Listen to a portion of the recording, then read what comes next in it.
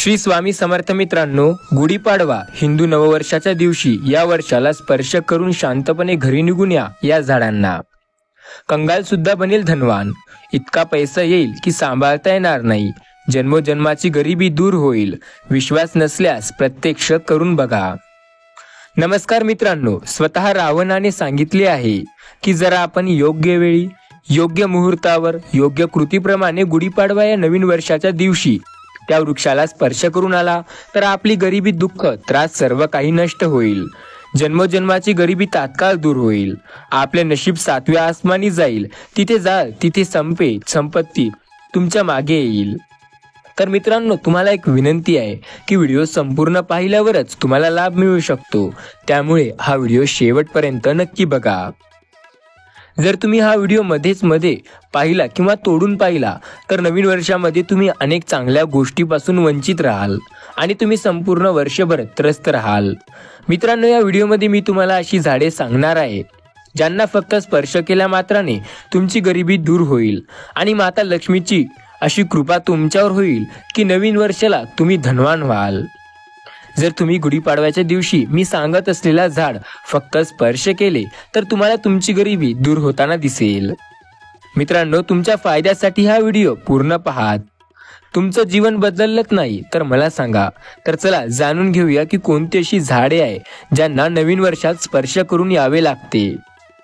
पण त्याआधी जर तुम्ही चॅनेलवरती नवीन असाल तर सबस्क्राईब करून व्हिडिओला एक लाईक नक्की करा आणि कमेंटमध्ये जय माता लक्ष्मी नक्की लिहा. मित्रांनो, हिंदू संस्कृतीमध्ये अनेक प्रकारच्या पौराणिक मान्यता महत्त्व आहे. यामध्ये अनेक असे झाडाझुडपांना देववृक्ष म्हटलं गेलं आहे आणि ते अत्यंत शुभ मानले गेलेले आहे. निसर्गात असलेले अनेक झाडझुडपं आहेत जे आपल्या जीवनात चालू असलेल्या आपल्या अडचणी दूर करू शकतात. विशेष गोष्ट अशी की झाडाझुडपांचा केवळ लोक पूजा करत नाही तर औषध म्हणूनही त्यांचा वापर करतात आणि प्रकारच्या अनेक आजारांवर ते उपचार सुद्धा करू शकतात. वेद पुराणामध्ये सुद्धा अनेक प्रकारच्या झाडाझुडपांचा उल्लेख आहे. मित्रांनो, आपल्या हिंदू धर्मात देवी माता राणीचे अनेक स्वरूप सांगितले गेले आहे, ज्यामध्ये वृक्षांना देखील देवीचे स्वरूप म्हटले गेले आहे. तर आज मी तुम्हाला अशा वृक्षांबद्दल सांगणार आहे ज्यांना गुढीपाडवा हिंदू नववर्षाच्या दिवशी स्पर्श करणे अत्यंत शुभकारक मानले गेले आहे. नवीन वर्षात यांना स्पर्श केल्याने शत्रुदोष, कर्जदोष, गरिबी दोष सगळं काही समाप्त होऊन जाईल. नवीन वर्ष गुढीपाडव्याच्या पावन सणात काही असे वृक्ष आहेत जे देवी वृक्ष म्हटले जातात. देवी वृक्ष म्हटले गेले आहे हे देवीचे रूप असतात आणि आपल्या धर्मात झाडाझुडपांना देवी देवता म्हणून आपण त्यांची पूजा करतो आणि आपल्याला पूजा नक्की करायला हवी. विज्ञान देखील म्हणतात की झाडझुडपे माणसांना फुकट प्राणवायू पुरवतात.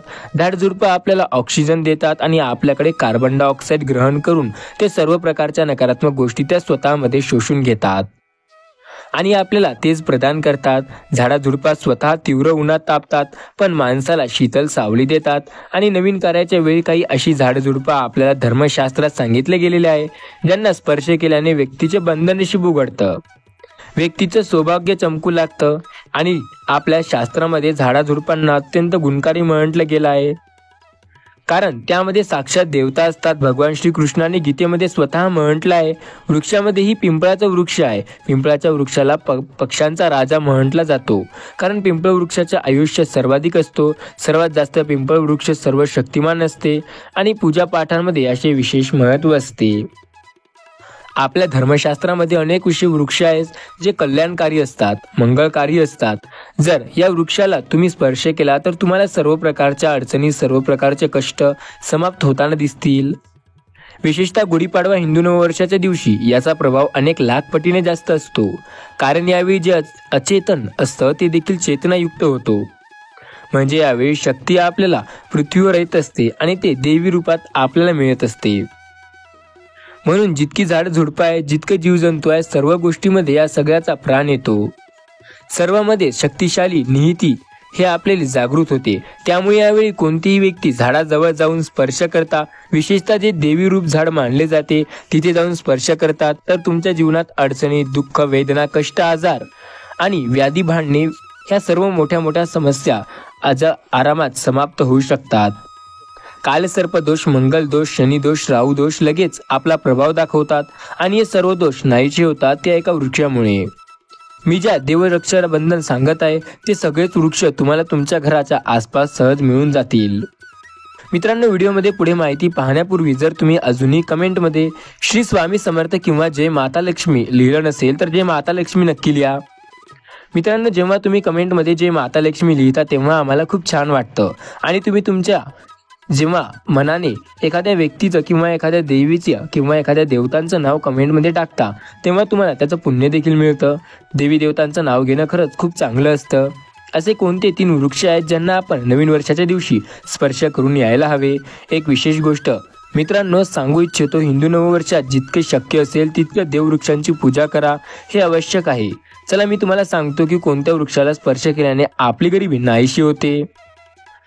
पहिला जो वृक्ष आहे तो म्हणजे बेलाचा वृक्ष. जो बेलाचा वृक्ष आहे तो माता पार्वतीच्या घामापासून उत्पन्न झालेला आहे. स्कंद पुराणानुसार जी माता पार्वती आहे त्या देवी स्वरूप आहेत, म्हणजेच त्या नवदुर्गेच्या स्वरूपात आहेत. तर स्कंद पुराणांच्या कथेमध्ये म्हटलं आहे जो बेलाचा वृक्ष आहे तो माता पार्वतीच्या घामापासून उत्पन्न झालेला आहे. त्याला फांदीत पार्वती, मुळात ब्रह्मा, खोडात विष्णू आणि संपूर्ण भागामध्ये भगवान शंकर वास करतात. संध्याकाळच्या वेळी शिवमंदिराजवळ किंवा नवदुर्गा मंदिराजवळ असलेल्या बेलवृक्षाखाली तुपाचा दिवा लावल्याने व्यक्ती धनवान, गुणवान आणि पराक्रमी बनते. व्यक्ती सर्व प्रकारच्या मनोकामना पूर्ण होताना दिसतात. मित्रांनो, मी ज्या दुसऱ्या वनस्पतीबद्दल सांगत आहे ती म्हणजे शमीचे वृक्ष. शमीच्या वृक्षाला जगदंबेचे स्वरूप मानले जाते. जे शमीचे वृक्ष आहे ते स्वतः जगदंबाचे स्वरूप आहे. यावर स्वतः माता जगदंब साक्षात वास करत असतात आणि कोणत्याही व्यक्तीवर जर संध्याकाळच्या वेळी गुढीपाडवा या नवीन वर्षात दिवशी याखाली तुपाचा दिवा लावेल, धूप दिवा दाखवेल तर त्याच्या सर्व प्रकारच्या अडचणी दूर होतो. शमीच्या वृक्षाच्या शेंदूर घातल्याने व्यक्तीला आरोग्याची प्राप्ती होते. जे लोक दीर्घ आजार आहेत, अशा व्यक्तींच्या घरातील सदस्य आहेत, त्यांच्या शरीरावर 7 वेळा सिंदूर फिरवून शरीर शमीच्या मुळाशी अर्पण करू शकता. यामुळे त्यांचे रोग लवकर बरे होतात. जे लोक निरोगी राहू इच्छित आहेत त्यांनी शमीच्या मुळात सिंदूर नक्की टाका. मनोकामना पूर्तीसाठी हा एक मंत्र सुद्धा तुम्ही म्हणू शकता. मंत्र बोलताना शमीच्या वृक्षाला स्पर्श करायचा आहे. तुम्ही लगेच नवीन वर्षाच्या वेळी याचा परिणाम पाहायला मिळेल. तुम्ही जी मनोकामना मानत आहात ती पूर्ण होईल. तुमची जी दारिद्र्यता आहे ती कायमची संपेल. मित्रांनो, तिसऱ्या वृक्षावर जे आपण बोलणार आहोत ते वृक्ष म्हणजे देववृक्ष म्हणतात. जो तिसरा वृक्ष आहे तो वृक्ष म्हणजे परिजात वृक्ष.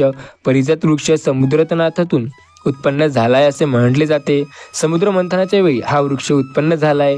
ते देवराज इंद्राच्या नंदवासाने स्थापित करण्यात आला होता. परिजात वृक्ष भगवान श्री कृष्णाने मानव कल्याणासाठी पृथ्वीवर लोकांना आणला होता. जो परिजातक वृक्ष आहे त्याला ही लक्ष्मीचे स्वरूप मानले गेले आहे, कारण माता लक्ष्मी सुद्धा समुद्रातून उत्पन्न झाली आहे. म्हणून हा वृक्ष माता लक्ष्मीची बहीण म्हणून ओळखला जातो. तर असं म्हटलं जाते की कोणीही मनुष्य शरीरात कितीही थकवा असेल किंवा कितीही वेदना किंवा कितीही दुःख किंवा कितीही काळ शरीर थकलेले असेल, वेदना आहे, तर परिजातक वृक्षाला संध्याकाळी स्पर्श करून नक्की या. तुम्हाला हवा असेल तर गुढीपाडव्याच्या दिवशी कोणत्याही वेळी जेव्हा तुम्हाला वेळ मिळेल त्यावेळी जाऊन या वृक्षाला स्पर्श करू शकता. या वृक्षाला खाली जर नवीन वर्षात तुम्ही तुपाचा दिवा जरी लावला तर याचा तुम्हाला नक्की खूप चांगला परिणाम मिळेल. सर्व प्रकारच्या मनोकामनाची पूर्तता होते. तसेच प्रार्थना देखील नक्की पूर्ण केली जाते. परिजातक वृक्ष आपण देवी स्वरूप आहात. आपण आमच्या सर्व प्रकारच्या अडचणी, दुःख, ग्रहदोष, पितृदोष, गरिबी हे सर्व आपण समाप्त करा. लक्ष्मी स्वतः तुमची बहीण आहे. माता लक्ष्मी आपल्या जीवनात प्रवेश करू अशा प्रकारचा आम्हाला आशीर्वाद द्या, अशी तिथे प्रार्थना करा. तर जर तुम्ही लवकर धनवान व्हायचं असेल तर पाहत असाल तुमच्या जीवनात काही इच्छा आहे, काही इच्छा अपूर्ण आहे, तर या 3 वृक्षाविषयी सांगितले आहे. या 3 वृक्षाला गुढीपाडव्याच्या दिवशी स्पर्श करू शकता आणि जर एखाद्या व्यक्तीने हे 3 वृक्ष स्पर्श केले तर अशा व्यक्तीचे कार्य होईल. अशा व्यक्तीच्या मनोकामना पूर्ण होतील. म्हणून मनोकामना पूर्ण करण्यासाठी, कार्यात प्रगती मिळण्यासाठी, आपले नशीब उजळण्यासाठी, झोपलेले भाग्य जागवण्यासाठी गुढीपाडवा या नवीन वर्षात हे उपाय नक्की करा. मित्रांनो, हे उपाय म्हणजे सोन्याहूनही पिवळं ठरते. ते तुमचं जीवन घडवून टाकेल, तुमच्या जीवनातील अडचणी दूर करेल. मित्रांनो, आता आपण जाणून घेऊया गुढीपाडव्याला वनस्पतीबद्दल. आवळा, तुळस आणि केळीच्या झाडांवर भगवान विष्णू आणि माता लक्ष्मीचा वास मानला गेलेला आहे. खरं तर तुळशीच्या रोपाजवळ रोज दिवा लावायला हवा. आवळ्याचा पूजा एका दिवशी केल्याने भगवान विष्णू प्रसन्न होतात, किंवा त्याला रोज रोज सुद्धा पूजा करू शकता. प्रत्येक गुरुवारी आवळ्याच्या झाडाची किंवा केळीच्या झाडाची पूजा करू शकता. प्रत्येक गुरुवारी केळीच्या झाडावर हळद मिसळल्याने, पाणी अर्पण केल्याने तुम्हाला खूप सुखाची प्राप्ती होईल. दुर्वा गणपती बाप्पाला सर्वात जास्त प्रिय आहे. प्रत्येक बुधवारी हळद लावून दुर्वा गणेशजींना अर्पण केल्याने तुमच्या कामात येणाऱ्या सर्व प्रकारच्या अडचणी दूर होतात आणि तुम्हाला शुभ लाभ प्राप्त होतात. मित्रांनो, तुम्हाला हा माहितीपूर्ण व्हिडिओ आवडला असेल तर नक्की तुम्ही हा व्हिडिओ तुमच्या मित्रमैत्रिणींसोबत शेअर करा. सोबतच या व्हिडिओला एक लाईक करून चॅनलला जरूर सबस्क्राईब करायला विसरू नका.